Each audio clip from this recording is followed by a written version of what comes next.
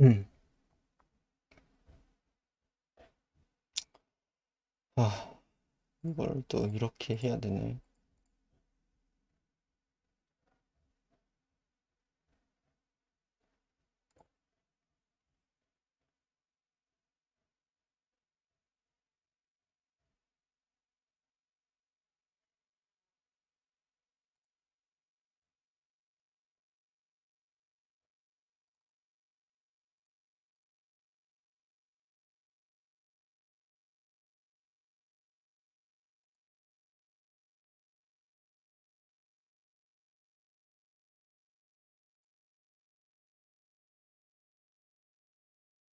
음,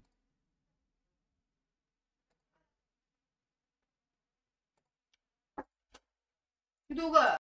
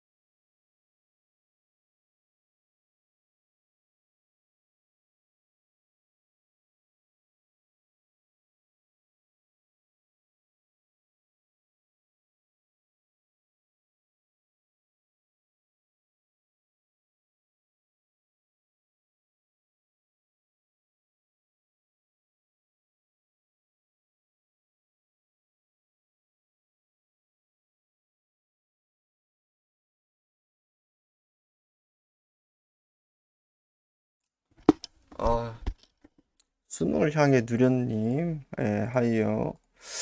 아니, 원래는 제가 다른 계정으로 방송을 키는데, 그 계정으로 방송을 이거를 하려고 하다가, 그 계정으로 하기에는, 애들의 반발이 너무 심할 것 같아갖고, 어제 한 번 했었는데, 일단 어떻게 시작을 해야 될지 모르겠다. 이거 유튜브 각을 좀 뽑으려고 하거든요? 뽑으려고 하는데, 음, 잠시만요. 몇 가지 자료가 있긴 한데,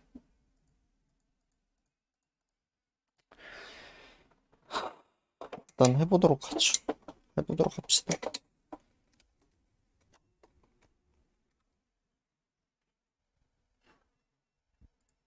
어차피 유튜브 용도로 쓸 거라서. 예, 방제가 나중에 유튜브 제목으로 그냥 저렇게 올리려고요. 테스트 용도로 오늘 한번 해보고, 괜찮으면은, 어그로 끌기 딱 좋다고? 근데 저게 팩트야. 자, 가보도록 하죠. 자, 제가 너무 할 게 없어서, 예, 알고리즘 조지고 감수해보는 컨텐츠입니다. 자,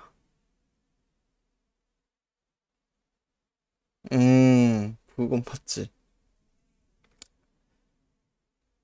제가 역사에 관해서, 관심이 많기 때문에 한번 역사에 관해서 여러 가지 컨텐츠를 찍어 보려고 합니다. 예, 그 중에 오늘 첫 번째 주제는 일단 누구나 잘 아는 임진왜란을 한번 첫 번째로 잡아봤는데 일단 임진왜란에 대해서 너무 많은 솔직히 뭐 전쟁 배경이나 전쟁 과정이나 이런 거 잘 알고 있기 때문에 근데 이제 이거에 대해서는 잘 못 들어봤을 겁니다. 임진왜란 전에 이미 조선에서는 임진왜란이 일어날 것이다 라고 예측했었다라는 사실을 알고 계십니까? 좀 말이 이상한데? 다시 갑시다 이거. 임진왜란이 이미 일어날 것이다 라고 조선에서 이미 예측했었다는 사실을 알고 계십니까? 어 일단은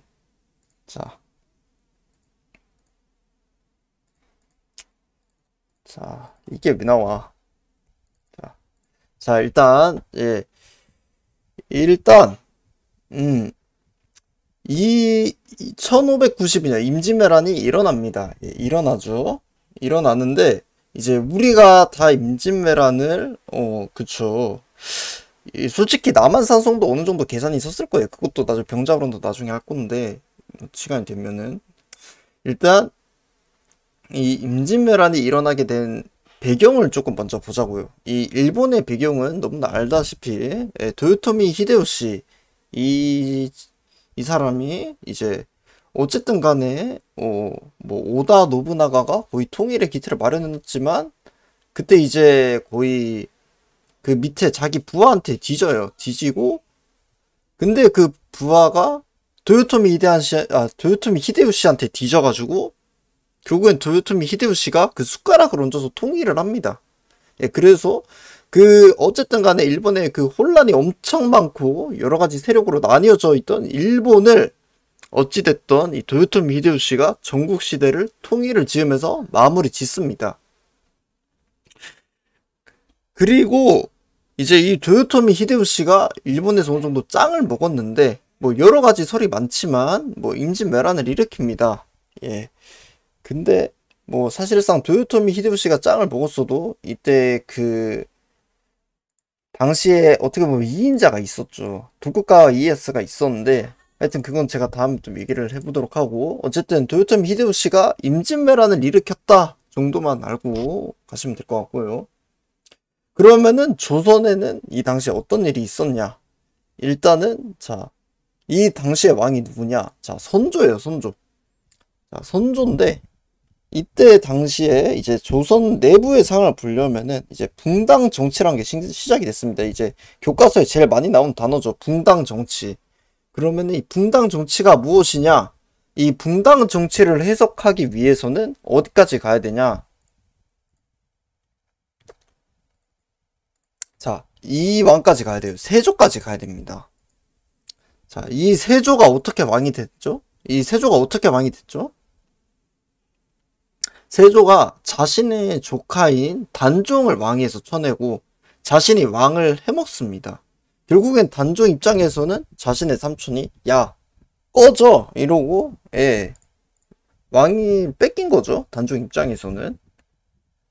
그렇기 때문에 자신이 이제 그 어쨌든 세조가 왕위에 올랐는데 왕위에 올랐는데 그러고 이제 자신의 왕위에 오르기 위해서 엄청나게 많은 사람들이 공을 세웠을 거 아니에요. 어떻게 보면은 단종을 폐위시켜야 되는 작업도 쳐야 되고 세조에 대한 그런 작업도 쳐야 되고 하니까 결국엔 그거에 대해서 많은 공을 세웠던 사람들이 이제 훈구파로서 이제 자리를 잡게 됩니다. 그러니까 이게 이제 공을 세웠다 이 정도의 얘기인데 훈구파로서 약간 자리를 잡게 되고 그 사람들이 어떻게 보면은 세조 시절 때 엄청나게 많은 보상을 받게 되죠.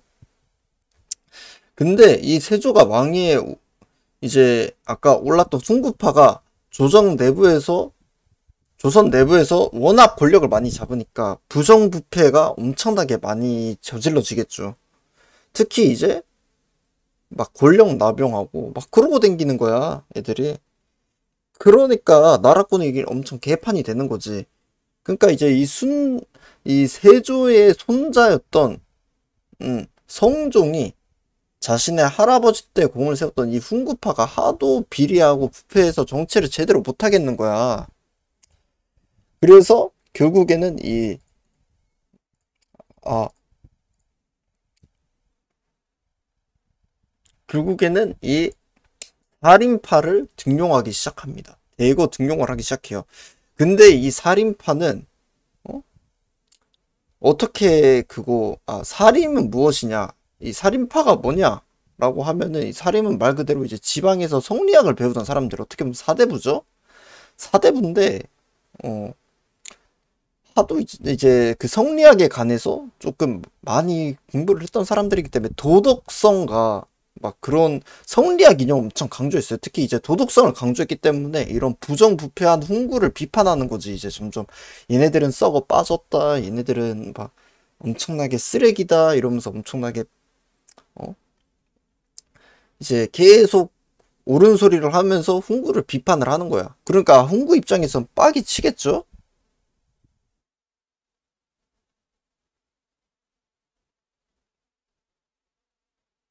음.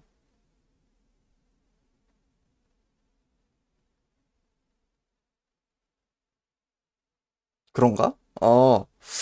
근데 어차피 결국에는,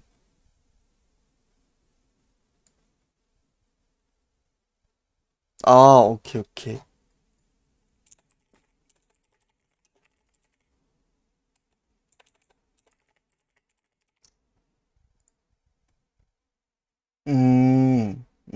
오케이, 오케이.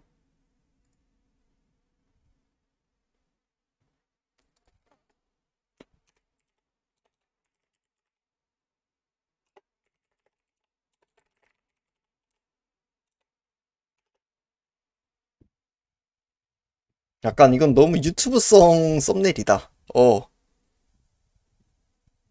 음, 음. 감사합니다. 자, 제가 어디까지 했죠? 그래. 그 살인을 등용하기 시작합니다. 예, 살인을 등용하기 시작하는데, 이 아까 말했듯이 이 살인파의 이제 살인파가 무엇이냐라고 하면은 이 도덕성을 엄청나게 강조하는 세력이었다.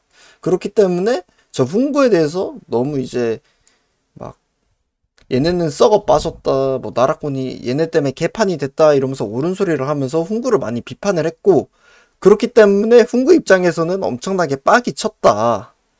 그렇기 때문에 이제 조금씩 이제 훈구 입장에서는 이 사림이 약간 너무 개 같은 세력이 되기 시작했겠죠.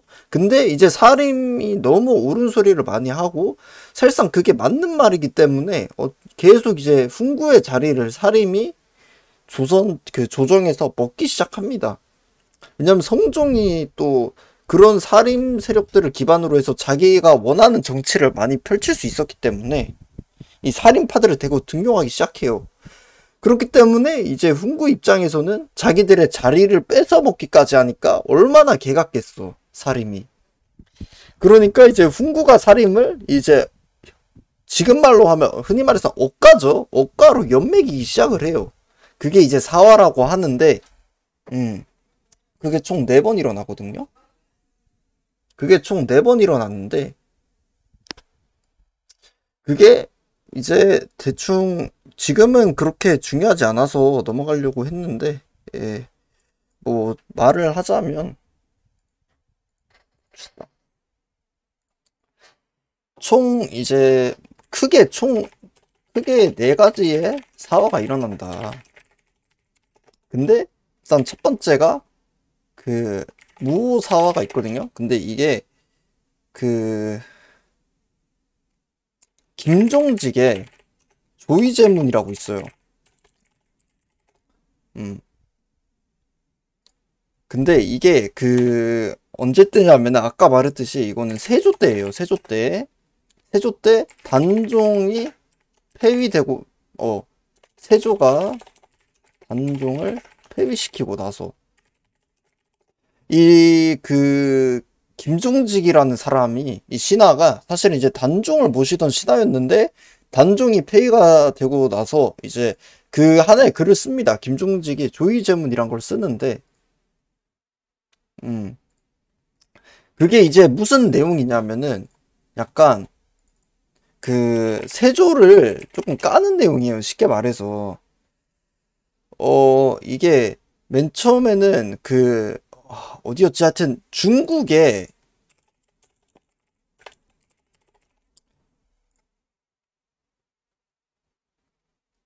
제가 이거까지는 지금 생각을 안 해갖고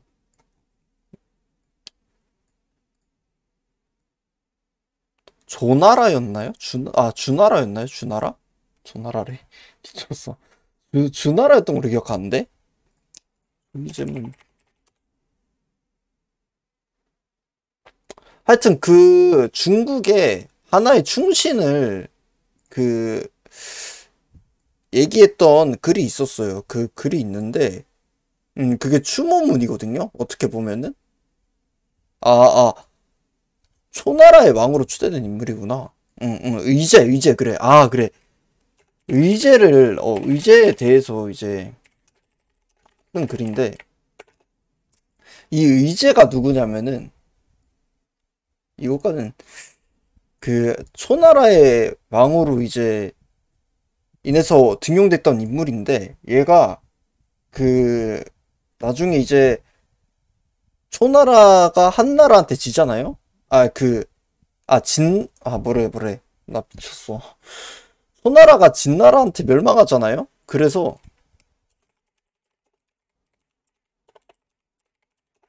음, 이제는 신하. 음. 근데, 그러니까 의제가 산속으로 들어가. 그래서, 이제 그 산속으로 들어가가지고, 완전 그냥 은거 생활을 시작해요. 은거 생활을 시작하는데,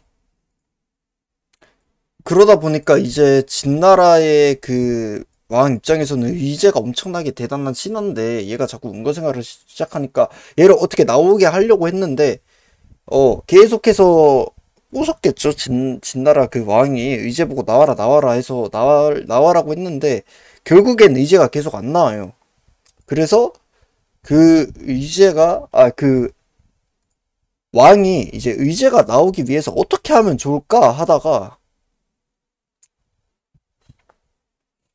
뭐 정확하게 기억이 안 나는데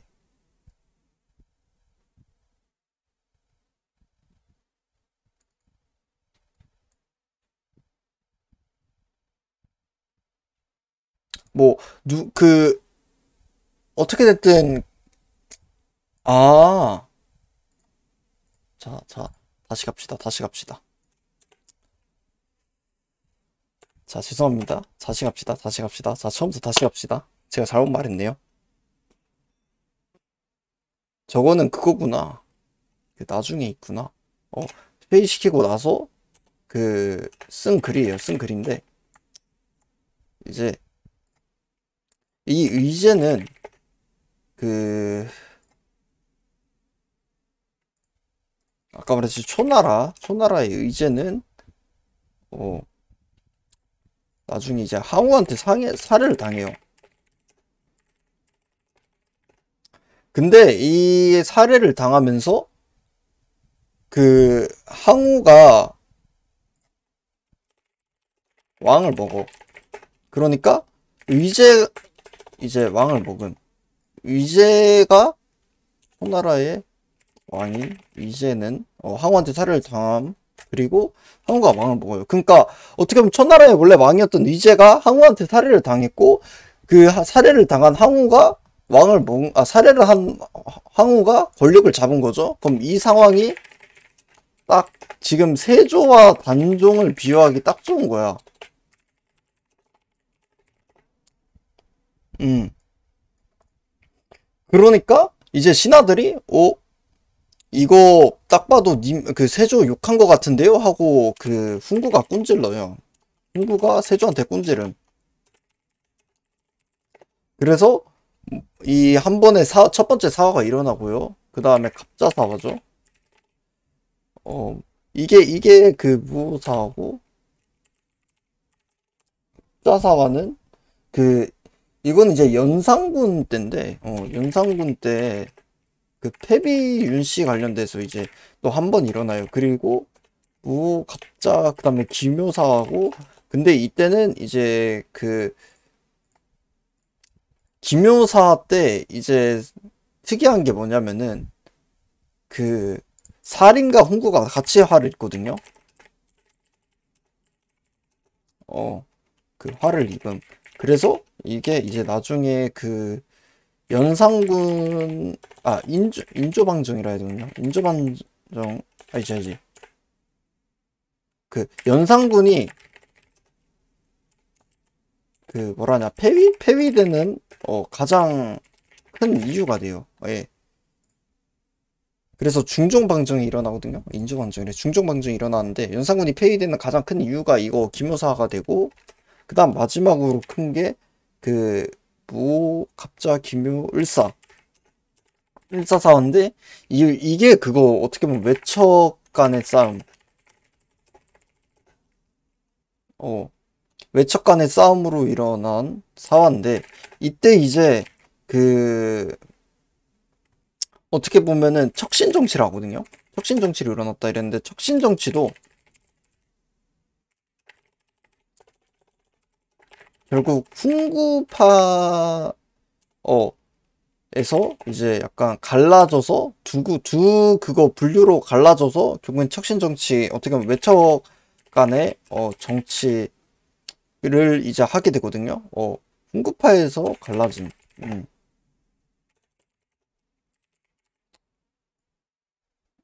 음. 결국엔 훈구파 안에 있던 세력들이 결국에는 그 외척이 돼서 그 외척 간의 싸움으로 일어난 사화가 일어나요. 그게 이제 을사사화인데, 이렇게 결국에는 여러 번 이렇게 사화가 일어나서 사림이 계속해서 핍박을 받고 막 무지개 욕먹고 하는데, 이제 계속 결국엔 사림이 옳은 소리를 하고 하니까, 아까 말했듯이 이 사림이 성종 때 대거 유입 등용이 돼요. 성종 때 사림이 성종 때 대거로 등용이 돼서 사림이 정권을 잡기 시작해요. 그러면은 아까 말했던 이 살인파들이 주로 정권을 이제 이제 대거로 등용이 되기 시작하면서 얘네들끼리 이제 오지게 싸우는 거야. 이제 뭘로 싸우냐 하면 아까 말했던 척신정치 있죠. 교과서에는 어떻게 나오냐면은, 교과서에는 혁신정치 청산을 두고 대립하다가 이조 전랑 자리를 두고 서인과 동인으로 나뉘었다 라고 얘기를 한 거예요. 그럼 여기서 보면 약간 이조 전랑 자리가 엄청나게 중요한 것도 맞죠. 이때 중요한 것도 맞지만, 이조 전랑 자리 때문에 일어난 것처럼 얘기를 하는 사람들이 몇 명 있더라고. 근데 그것보다는 솔직히 이 청산이 문제가 굉장히 컸거든요. 이 척신정치 청산이, 그러니까 쉽게 말해서 훈구파를 청산해야 돼요. 훈구파에 대해서 어떻게 청산할 건가, 어떻게 처벌할 것인가 에 대한 엄청나게 논의가 많았는데, 일단은 사림에서도 약간 어떻게 보면 좀 나이가 있으신 분들, 오랫동안 나는 이 살인파였고 좀 계속해서 살인에 좀 있었던 기성살인들 있잖아요. 기성살인들은 어떻게 주장을 하냐면, 그래도 아무리 훈구라도 쓸만한 사람 인재들은 쓰고 봐줄 만한 애들은 좀 봐주자, 이런 뉘앙스였어. 약간 그냥 그래도 쓸만한 애들은 좀 있으니까 좀 쓰고, 머리 좋은 애들은 좀 써주고, 그래도 그럴 수 있지 이러면서 약간 봐줄 만한 애들은 약간 이 정도, 막 어쩔 수 없이 이런 애들은 좀 봐주자, 뭐 이런 느낌의 뉘앙스가 있었다면은, 신진사림은 그게 절대 안 되는 거야.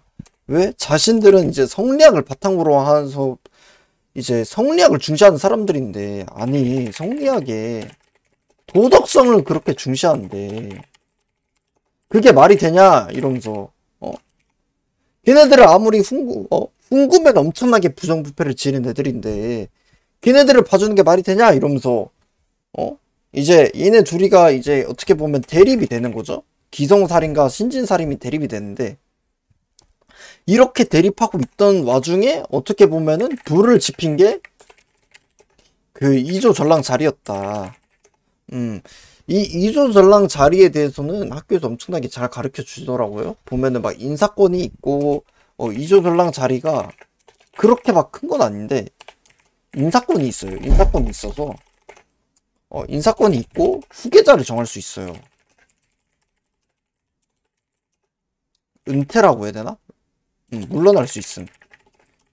이 두 가지 때문에 엄청나게 나중에 이조전랑 자리를 두고 서로 막 그거 뽑아주고 안 뽑아주고, 막 왜 나는 안 뽑아주지 하면서 서로 안 뽑아주기 시작하거든요. 막 그러면서 이 기성살인과 훈구살인에 대해서, 기성살인과 신진살인에 대해서 엄청나게 대립을 하는데,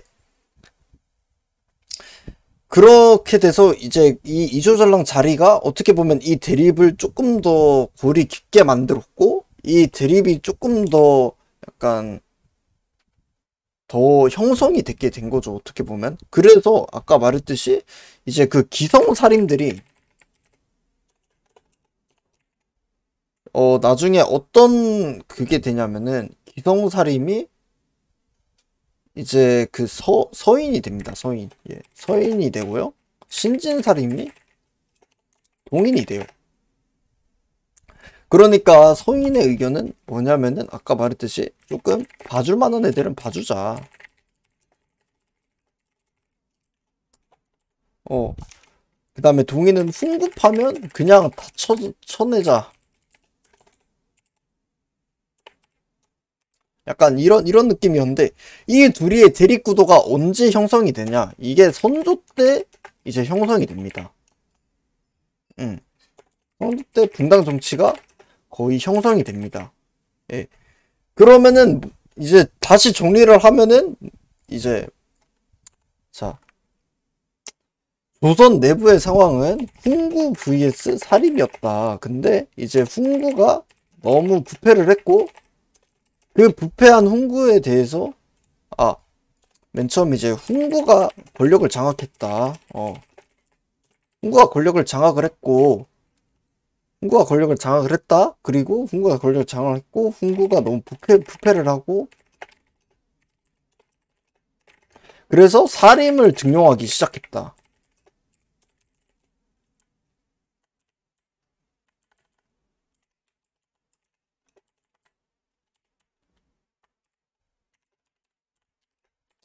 그리고 이 사림들이 훈구파 청산을 어떻게 할지 대해서 또 갈등이 생겼다. 그리고 결국에는 이 갈등을 중심으로 그 사림이 서인과 동인으로 나뉘었다. 자, 이 정도로 보시면 될 것 같아요. 그러면은 이렇게 나뉘었다. 근데 이게 선조 때다. 이 정도로 보시면 될 것 같습니다. 자,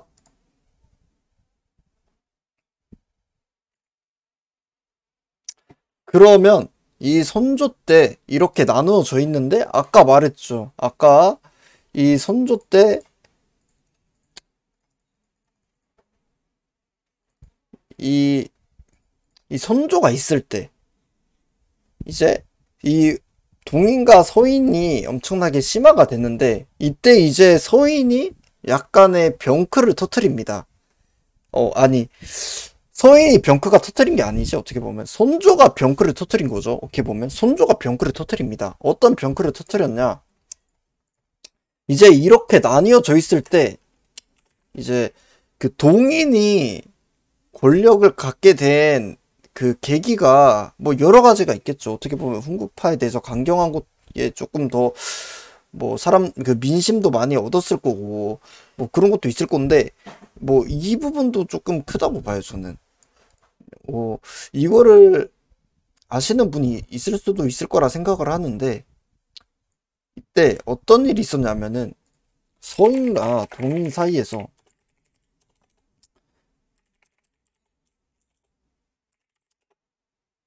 그 선조가 왕세자를 책봉하는데 이제 왕세자에 대해서 의견을 받겠죠. 동인과 서인의 의견을 받았어요. 근데 솔직히 이거 답정너였어. 왜냐, 그때 이제 그 자신이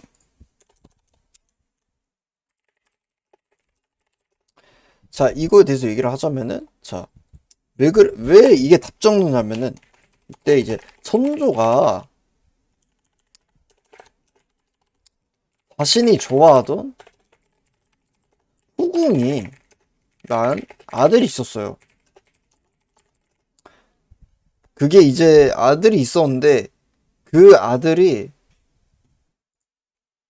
있었고, 또 이제, 그때 또 다른, 지금 우리가 아는 광해군이라고, 이제 광해군도 그때 있었죠. 광해군은 그 어머니가 제 기억으로, 여기 있네요. 자, 잠시만요. 공빈 김씨라고, 이분도 이제 후궁이네요. 또 이제, 또 다른 후궁이 난 광해군이 있었다. 근데 이제 이 아들이 왕이 되길 원했어.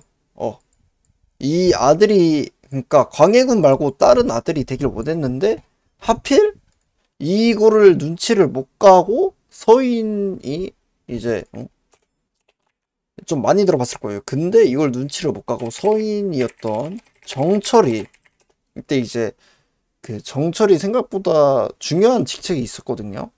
이 정철이 좌의정이었는데 좌의정 정철이 광해군을 세자 책봉하자 라고 말을 해요. 아, 그러니까 이제 선조가 빡쳐요. 선조가 빡이 돌아. 나는 이 아들이 되길 원했는데 광해군이 왕세자가 되고 내 후계자가 된다? 이건 말이 안 되지. 이러면서 빡이 돌아. 그래서 정철을 유배를 보내요. 예. 내가 이제 1591년 2월 정철을 파직시키고 유배를 보냅니다. 자, 이런 배경까지 있었어요. 하여튼, 자, 이게 조선의 배경이다. 자, 그러면은 이 상황에서 이 조선통신사가 돌아옵니다. 이 조선통신사가 일본에 갔다가 돌아옵니다. 이 기록에 따지면은 이제 제가 공식적인 기록을 들고 왔는데, 예, 이게 이제 선조 수정실록이라고도 부르는 이런 그 선조 소경 대왕 수정실록이 있거든요. 하여튼 여기에 기록에 보니까 1950년 3월 1일 날 이렇게 출발을 해서 1951년 3월 1일 날 도착을 합니다. 그러니까 뭔 소리야? 결국에는 서인 그 정철이 파직된 지 한 달 조금 지나서 한 달 조금 안 돼서 그 조선통신사가 왔다. 이 말이죠. 그러니까 서인 세력보다 동인이 조금 더 우세했을 거다라는 얘기가 조금 더 우세했죠. 예, 우세했을 거다가 아니라 우세했죠. 그냥 동인이 조금 더 우세가 했다. 우세했기 때문에 여기서 이제 의견이 엇갈려요. 하필 여기서 이 조선통신사를 갔다 왔던 동인과 서인이 있었거든요. 둘 다 이제 동인의 부사와 서인의 부사가 한 명씩 있었는데, 일단 자, 맨 처음에 이제 서인, 동인 이렇게 해볼게요. 그럼 서인의 황룡길은 뭐라 말했냐? 자, 일본은 반드시 침범한다. 그러니까 대비책을 마련해야 된다. 이렇게 얘기를 해요. 근데 동인이었던 김성일은 뭐라 얘기를 하냐? 일본에서 그러한 정황을 본 적이 없다.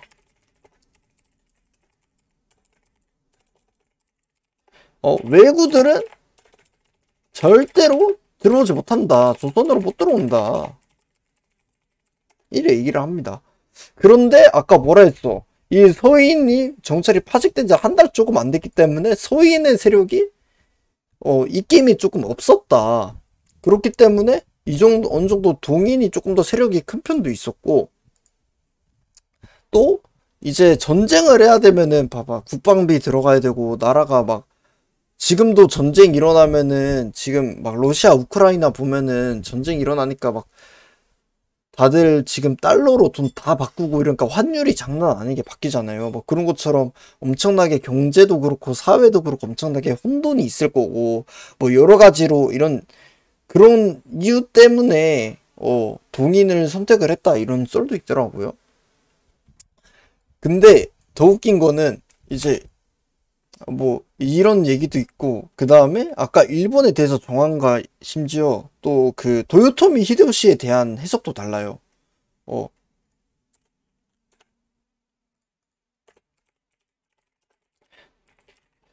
자, 서인들은 뭐라 얘기를 했냐면은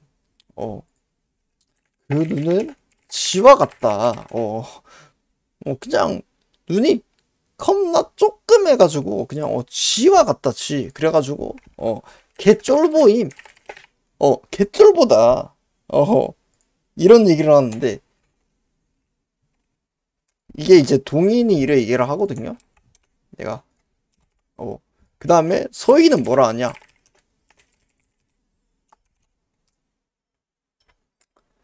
담력과 지력을 겸비한 사람. 이래 얘기를 해. 와, 그러니까 완전 극과 극으로 갈리죠, 지금. 완전 극과 극으로 갈리고 이렇게 얘기를 하다가 결국엔 동인이 채택이 됐어.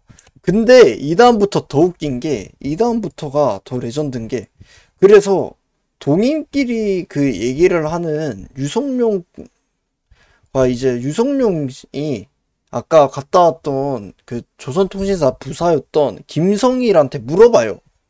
왜 도대체 전쟁이 일어나지 않느냐고 얘기를 했냐. 왜 전쟁이 일어나지 않냐고 얘기를 했냐라고 물어봤는데, 이 기록이 징비록에도 있고 아까 말했듯이 손조 수정실록에도 있거든요. 근데 그 기록에 보면은 과간이야 진짜. 여기서 뭐라 하냐면 나도 어찌 외적이 나올 것이라고 단정하겠냐. 그냥 자기도 모른다는 얘기 아니야. 그냥 온나라가 의혹이 되고 혼돈이 올까봐 그걸 풀어주려고 얘기를 했다. 결국에는 왕이 듣고 싶은 얘기만 했다 이 얘기잖아. 그쵸? 그냥 나라가 평온하길 바라니까 정보를 기반으로 한 것도 아니고 어떻게 보면은 객관적인 사실을 본 것도 한 것도 아니고 그냥 선조가 듣고 싶은 말을 한 거다. 그리고 백성이 듣고 싶은 말을 한 거다. 이 말인 거죠. 그러면은 우린 여기서 뭘 할 수 있을까? 그냥 이 정치를 듣고 싶은 것만 하고 바라고 싶은 것만 말한다고 되는 게 아니다. 이걸 알 수 있다.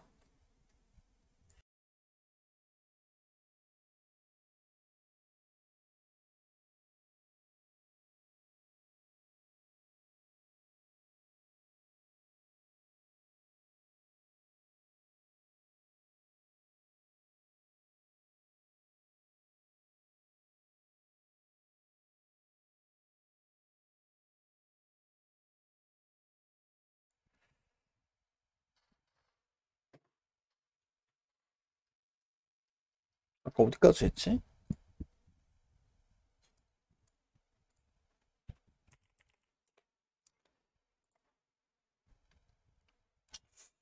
그러니까 감성적으로 하면 안 된다.